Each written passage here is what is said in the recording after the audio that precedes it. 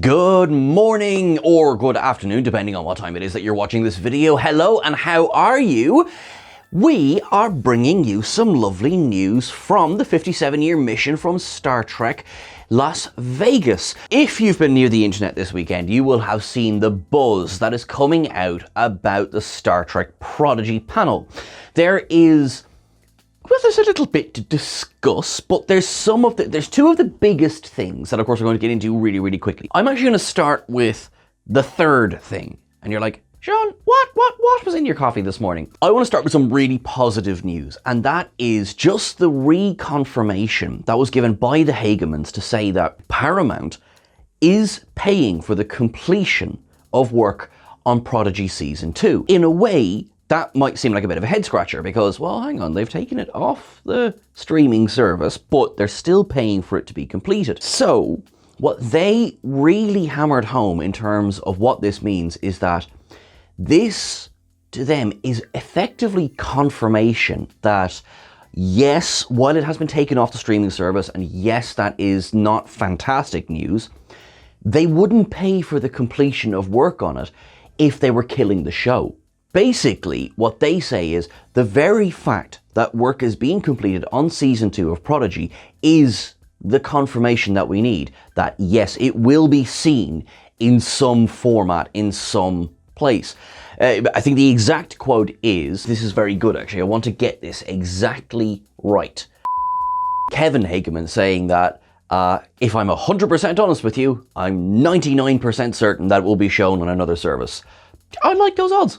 We've guessed that maybe, one of the other big streaming services will pick it up, and I'm still confident that it will because for the reasons mentioned, but also the response, the utter just uproar with the removal of Prodigy from Paramount Plus has been, in a way, very heartening to see that, no, people are very much, they want to see this show. Remember, hashtag save Star Trek Prodigy, let's keep it going, and it will show people that, yes, the audience is there. Just a quick summary of that is that work is still going. It's going to be completed in terms of Season 2, and the only thing we don't know right now is just where we're going to watch it. So I thought that was a nice positive way to start this video. Now, there's two supremely cool things that were revealed during a roughly 5-minute preview clip that was shown at the panel on Saturday at Las Vegas.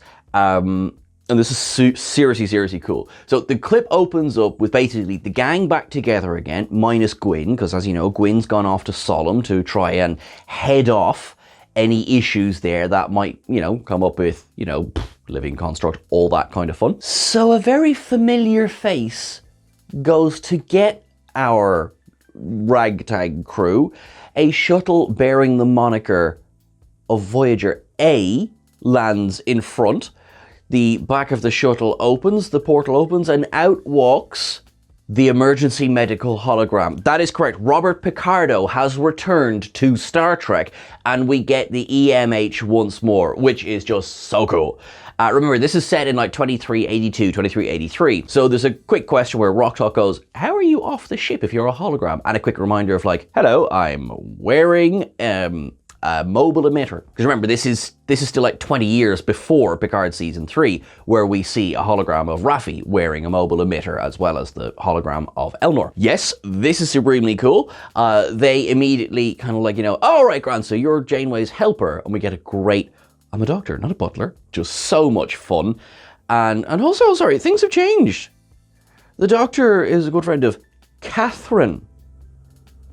Well, someone's got more friendly, haven't they? Yeah, no Admiral Janeway here. Although there is several mentions of the Admiral. But it's just so heartening to see, basically, I mean, think about it. I don't like to think about the fact that Voyager went off the air 22 years ago. I remember vividly watching the finale with my dad. That does not feel like that long ago, but it's great to see the family coming back together, even if it's kind of slow, like bits and bobs. So, obviously we had Chakotay last season, Tuvok was in Season 3 of Picard, obviously 7 of 9's been back for a while, Janeway, and now the Doctor as well. This has been a lot of fun. He quickly explains sort of the setup for what's going to be the big impetus of this season, that the ex-crew of the Protostar are going to be sent to investigate a new wormhole that was created by the self-destruct of the Protostar from the end of season 1. Dal gets a great line about how all this timey-wimey stuff hurts his head. Shout out to all the Doctor Who fans out there as well. Yes, that is absolutely deliberate. And sorry, not to mention as well, we have like Jankum Pog is practicing his the word escapes me, manners anyway. And because you still have your normal, I am a Tellarite and I'm going to tell you exactly what I'm thinking. But no, I am working on this. We have the return of Zero, we have Rock Talk, we have Dal, Murph is there as well. Rock Talk asks the $1 million question while the Doctor is explaining everything to them. It's like, right, cool, how are we going to go and explore this? Are we getting another Protostar ship? And the Doctor says, think bigger. Folks, to say that I cheered, we get the reveal of the USS Voyager-A, and it is gorgeous. This is a design that I feel harkens back to, obviously you've got that Intrepid inspired saucer section, and I feel that the drive section is something of a mash of the Sovereign class, particularly with the nacelles, and the Nova class for the actual, the bulk of the drive section itself. So if you can imagine these 3 ships amalgamated into one, and obviously it's quite a bit bigger than the USS Voyager itself. When interviewed about this, Aaron Walke revealed that this was a deliberate decision on the showrunner's part to return to the large-scale science vessels like the Galaxy class pre-Dominion War. Because if you think the Dominion War really influenced starship design for just years. Think again of like the ship reveals of Star Trek First Contract, the Akira First Contract. You had the Akira class, you had the Steam Runner, you had the Saber class, those sort of ships where everything was quite militaristic. This is a deliberate step away from that. There is a shout out to the Romulan evacuation as well, that, while the rest of the fleet is busy with that.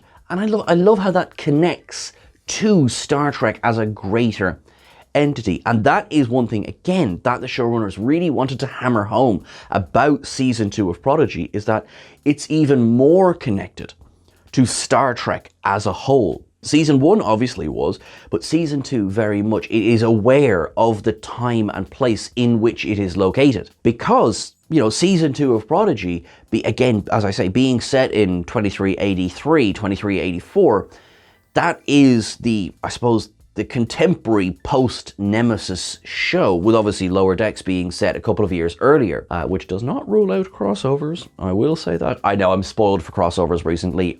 Everyone, if you haven't seen the Strange New Worlds Lower Decks crossover, will you go and watch it? You'll love it. The Voyager-A, rather than being Intrepid class, is a Lamar class starship. Now, it was revealed that this is named for the Hollywood actor Hedy Lamarr. So I went and did a little bit of a read on Hedy Lamarr because I had heard of Hedy Lamarr, I knew nothing about her. Turns out, supremely cool. Worked with MGM Studios for a long time. Very cool, great career there. During World War II, with avant-garde composer George Antheil, developed a radio guidance system for Allied torpedoes that utilized spread, spectrum and frequency hopping techniques so that they wouldn't be jammed by the Axis powers. I'm sorry, that's bloody cool.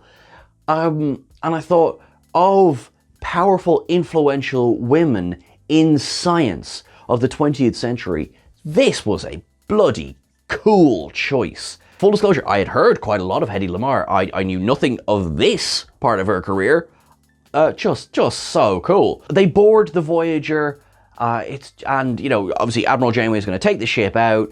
They have discovered Captain Chakotay signals on the other side of this wormhole. Thus sets the stage for season 2 of Star Trek Prodigy. Folks, it would be bananas not to support season 2 of Prodigy and not to support its search for a new home. So as of the recording of this video, still no news on the where of it all. But I truly believe that we will be discussing it and we will be watching it at some point. It'll be a 20 episode season. That's been confirmed. And all it is now is just we need to find out the where of it all. So folks, be vocal, get on the social medias, get hashtag Save Star Trek Prodigy going. Look, already, as I say, Paramount is funding the completion of season 2. So they know there is an audience there. So let's continually prove it to them.